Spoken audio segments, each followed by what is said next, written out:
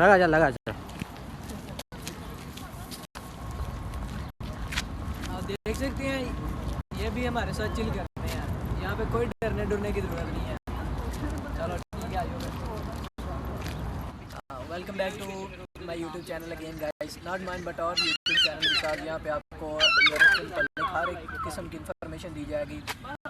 कैसे आपको Shenzhen visa हासिल करना है, कैसे एडमिशन प्रोसेस है यहाँ पे यूनिवर्सिटीज़ में आने का, ठीक है, उसके मुताल्लिक आज आपको आगाह किया जाएगा और आपने वीडियो को एंड तक देखना है। तो गाइस सबसे पहले एडमिशन लेने का यहाँ पे प्रोसेस ये है कि आप किस फील्ड में आप इंटरेस्टेड हो, ठीक है। जैसे ये भाई आईटी के हैं, ठीक है, और मैं एविएशन का हूँ, ठीक है। तो ये आपके इंटरेस्ट पे डिपेंड करता है। सबसे पहले आपको यहाँ पे तमाम कोर्सेज़ अवेलेबल हैं, जो सा भी आपने करना चाहे, एग्रीकल्चर है, कुछ भी है ना, इन्वायरमेंट के रिलेटेड है, कुछ भी है। आपने सबसे पहले अपने फाइंड करनी है कि कौन सी यूनिवर्सिटी यहाँ पे बेस्ट है, ठीक है। यहाँ पे बहुत ज़्यादा यूनिवर्सिटीज़ हैं, बहुत ज़्यादा ऑप्शंस हैं। जैसे आप यूनिवर्सिटी ऑफ लैटविया है, उसके बाद स्पोर्ट्स यूनिवर्सिटी है, उसके बाद रिगा टेक्निकल यूनिवर्सिटी है।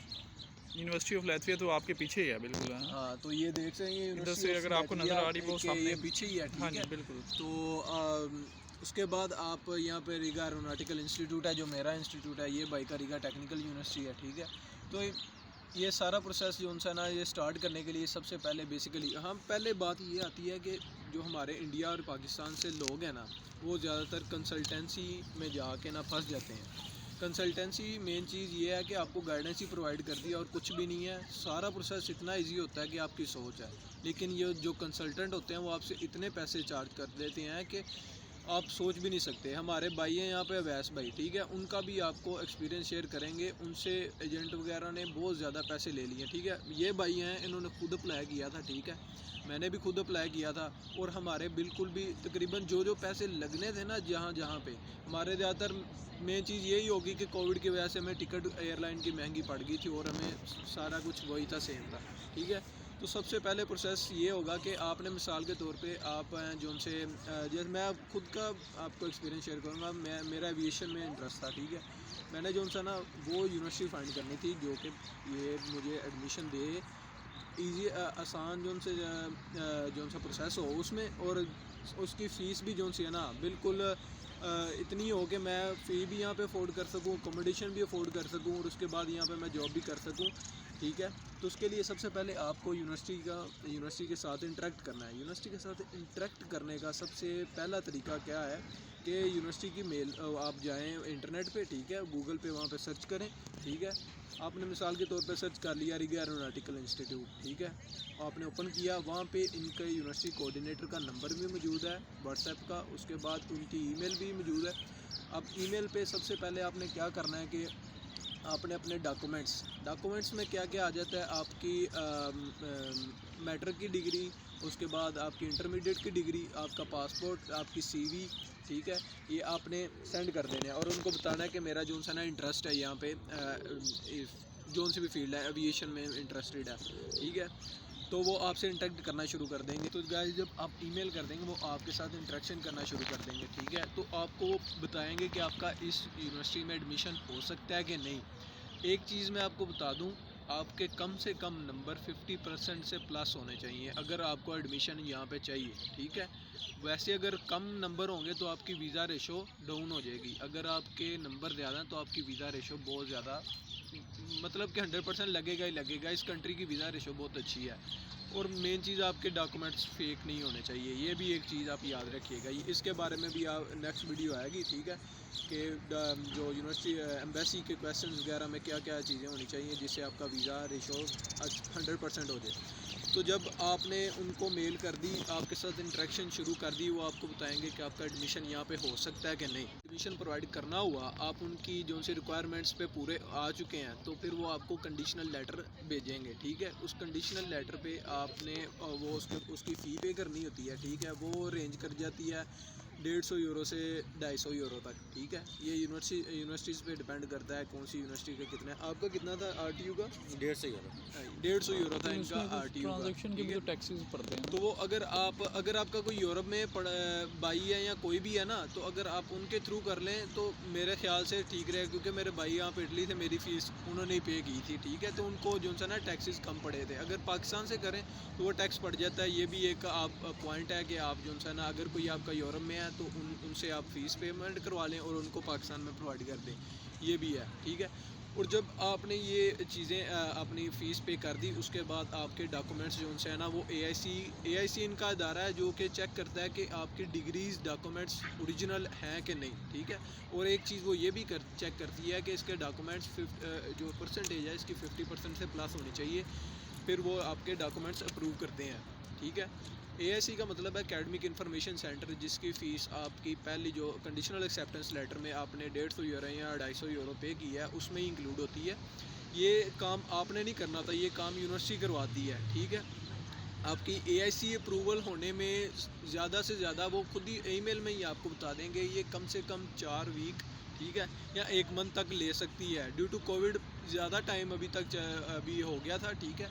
अभी वो पीछे करके मैंने एक दोस्त थे, उन्होंने बताया था कि मेरे 4 वीक्स लगे थे, ठीक है। तो इसके जो AIC है ना, इसमें टाइम लगेगा। जब आपका AIC अप्रूवल हो जाए, ठीक है, उसके बाद आपको वो सेंड करेंगे आपके एग्रीमेंट्स, ठीक है। तो वो आपको एग्रीमेंट सेंड करेंगे, ठीक है। एग्रीमेंट में क्या होता है कि आपने साइन करने होते हैं कि जो सा ना मैं इस यूनिवर्सिटी में आ रहा हूँ, और ठीक है, अगर इन केस आपका वीज़ा रिजेक्शन हो जाती है, जो मेरी यूनिवर्सिटी के मुतालिक था, इन केस अगर वीज़ा रिजेक्शन हो जाती तो उन्होंने 10% कट करना था फ़ीस में से, ठीक है। तो ये साइन होते हैं आपकी तरफ से, यूनिवर्सिटी के वाइस प्रेसिडेंट या प्रेसिडेंट की तरफ से आपके सिग्नेचर होते हैं वहाँ पे, ठीक है। तो जब वो हो जाए, आपका एग्रीमेंट साइन वगैरह हो जाए, तो यूनिवर्सिटी का काम होता है कि आपका इनविटेशन नंबर जनरेट करवाएं। यहाँ का इनकी मिनिस्ट्री है OCMA, overseas citizenship and migration affairs, ठीक है। वो आपका इनविटेशन नंबर जनरेट करती है, ठीक है। आपका इनविटेशन नंबर जनरेट होने के बाद वो आपको सेंड कर देते हैं, ठीक। उसके बाद मेन चीज़ जो आती है, पाकिस्तान में लाटविया की एम्बेसी मौजूद नहीं है। ये एक जो सा ना पाकिस्तानियों के लिए जो सा ना नेगेटिव पॉइंट ये है कि यहाँ पे जो सा ना एम्बेसी मौजूद नहीं है। इसके लिए हमें उज़्बेकिस्तान, दुबई, तुर्की यहाँ पे हम जा सकते हैं, ठीक है। तो फिर उसके बाद जो सा हमने क्या करना होता है कि एडमिशन के वहाँ पे एम्बेसी में अपॉइंटमेंट लेनी पड़ती है। वो आपको थ्रू ऑनलाइन लेनी पड़ेगी।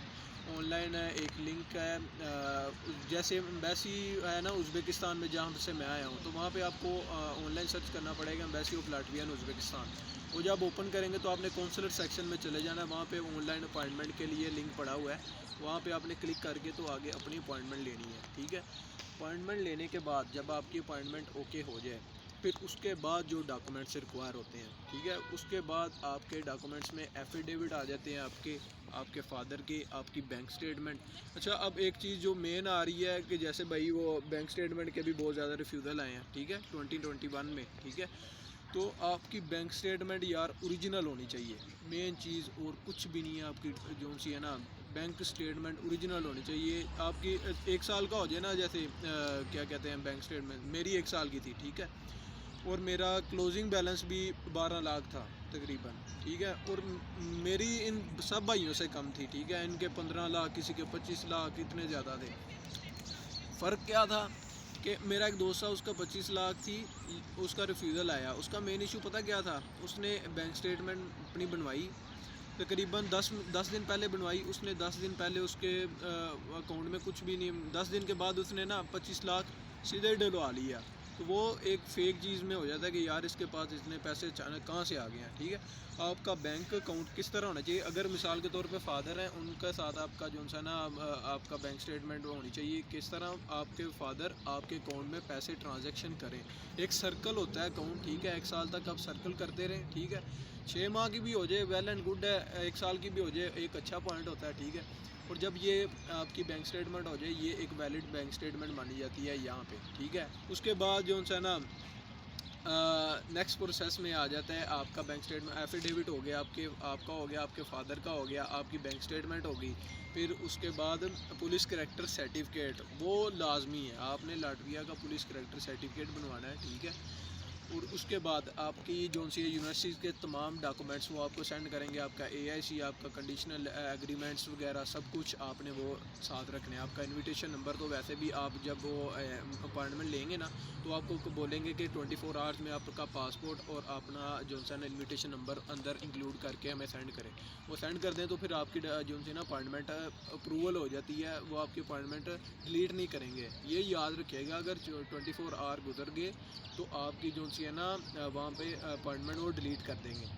तो आपने ये तमाम डॉक्यूमेंट्स लेके उज़्बेकिस्तान या दुबई, उज़्बेकिस्तान का एक चीज़ मैं आपको बता दूँ, वहाँ पे ख़र्चा आपका कम होगा इन केस आप दुबई जाए। दुबई में आपको वीज़ा लेने में, उनकी एमिरेट्स ID लेने में तकरीबन 3 से 4 लाख लग जाएंगे। उसके बाद आपका जो है ना जब आप उज़्बेकिस्तान चले जाएँ उसके बाद आपका वहाँ पे इंटरव्यू होगा, ठीक है। एम्बेसडर वहाँ पे उनका फर्स्ट सेक्रेटरी है, ठीक है। अपने उसके बारे में जो एम्बेसी क्वेश्चंस हैं उसके बारे में आपकी वो नेक्स्ट वीडियो आप आएगी, उसमें आपको बताएंगे सारा कुछ, ठीक है, कि एम्बेसी के क्वेश्चंस में क्या पूछा जाता है, क्या क्या चीज़ें आपको ध्यान में रखनी पड़ेंगी। और उसके बाद आपको और यहाँ पे जब आप एम्बेसी क्वेश्चंस के बाद नेक्स्ट वीडियो आएगी RP डॉक्यूमेंट्स पे, ठीक है, कि RP यहाँ पे आगे हमें बेसिकली पाकिस्तानियों को 30 डेज़ का वीज़ा मिलता है, ठीक है। 30 डेज़ का वीज़ा मिलता है पाकिस्तानी, बंगालियों, नेपालियों को, और इंडियंस को मिलता है 90 डेज़ का। और हमें यहाँ पे आते ही अभी सबसे पहले 10 डेज़ क्वारंटीन करना पड़ता है, ये चीज़ है, ठीक है। ये भाई ये भी आए हैं 10 डेज़ इन्होंने क्वारंटीन किया है, इनकी आज अपॉइंटमेंट थी, ये फिंगर वगैरह दे के आए, ठीक है। बारे में भी आपको जो है ना तकरीबन पूरी डिटेल से बताएंगे कौन कौन से डॉक्यूमेंट्स रिक्वायर्ड हैं, ठीक है। तो thank you very much guys, आपको अब नेक्स्ट वीडियो में मिलते हैं, ठीक है। तब तक के लिए पीस आउट।